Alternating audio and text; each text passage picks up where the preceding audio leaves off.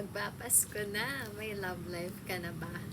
That's the usual na tanong this bear season na madalas na mga memes or mga posts sa Facebook. And you know what po, ang aking devotion nitong nakaraan ay tungkol sa hari na na-in love kaso sumobra. So let me share this story to you, King Solomon's story. And I'm using the Pinoy version. And ito po yung sabi. And the title of the passage is Sumuway si Solomon sa Diyos. And we will see this in 1 Kings chapter 11, 1 to 13. Pero I will just select mga iba't ibang passages po dito. Sabi po sa verse 1, na in love si King Solomon sa maraming dayuhang babae. Tapos, alam niya naman po, yung warning ni Lord na hindi nyo pwedeng mapangasawa ang mga taong ito dahil siguradong ilalayo nila ang puso nyo para mag-serve sa mga Diyos nila. Pero, sabi po sa verse 2, matindi ang pagkaka-in love ni Solomon sa kanila. Meron siyang 700 na asawa, mga prinsesa. Meron din siyang 300 na asawang lingkod. Nilayo nila ang puso ni Solomon sa Diyos. Kaya pagtanda niya, na-lead na siyang mag-worship sa ibang mga Diyos na mga asawa niya, hindi siya naging tapat kay Lord na Diyos niya. Hindi kagaya ng tatay niyang si David. Winorship ni Solomon si Astarte na Diyos ng mga taga-Sidon at si Molech na nakakadiring Diyos ng mga taga-Ammon. Masama sa paningin ni Lord ang mga ginawa ni Solomon. Hindi siya naging loyal kay Lord. Hindi siya kagaya ng tatay niyang si David. And jump na po tayo sa verse 9. Nagalit si Lord kay Solomon dahil lumayo siya kay Lord. Ang Diyos ng Israel na nagpakita sa kanya ng 2 beses para pagbawalan siyang sumamba sa ibang mga Diyos. Pero hindi sumunod si Solomon sa utos ni Lord. Grabe, this is a sad story. Actually, Solomon began his reign or his title or his image na sobrang ganda. Dahil is the one na nakapag-build ng temple ni Lord. Though it's David's idea, pero siya yung talaga nagpatupad nito. Yung execution na sa kanya. And, take note, siya pa yung isa sa mga hari na mga pinagpakitaan talaga ni Lord. As in, nagpakita si Lord or nangusap talaga si Lord ng as in face-to-face, voice-to-voice. And 2 beses pa nga, no?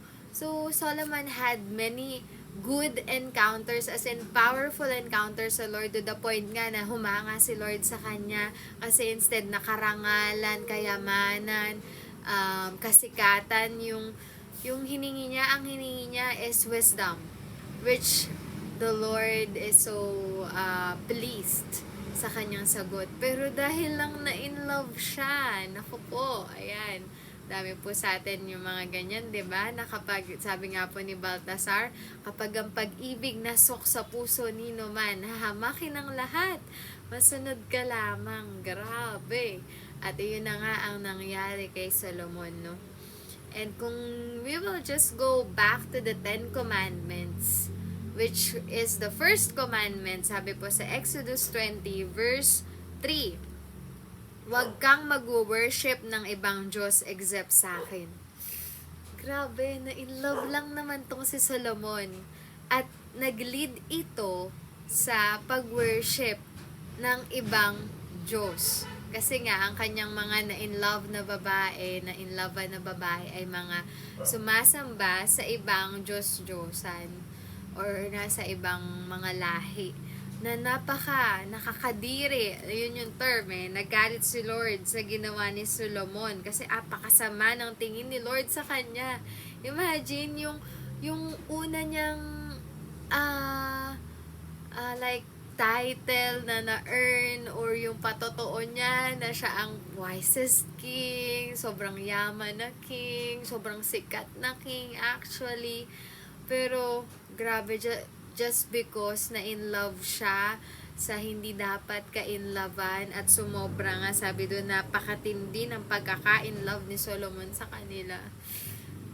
To the point na napagpalit niya ang Diyos para lang sa babae or para lang sa ma-please yung mga ibang bansa, no? Kasi gusto niya nga makipag-partners. So, ayun po. Dahil ngayong month din, ang theme natin is a power of worship. So, once we got all the things that we already had, yung mga good things na yan, naranasan na natin. Ang tanong po ba nun, kaya po ba natin yun ipagpalit sa pinramis natin sa Lord o sa utos ng Lord sa atin na maging loyal ka sa Kanya, sundin mo ang utos niya, at kapag sinunod mo yun, mananatili sa'yo ang pangako. So, just because of worshiping other gods, na yun yung pinaka number 1 pa naman, na-replace sa puso ni Solomon ang place sana ng Diyos. So, the thing is today, the question is, si Lord pa din po ba yung number 1 sa puso natin? And we are all guilty of that. Si Lord pa rin po ba yung priority natin? Si Lord pa rin ba yung kinai-inlovean natin? Si Lord pa rin po ba yung wina-worship natin? So, in those questions,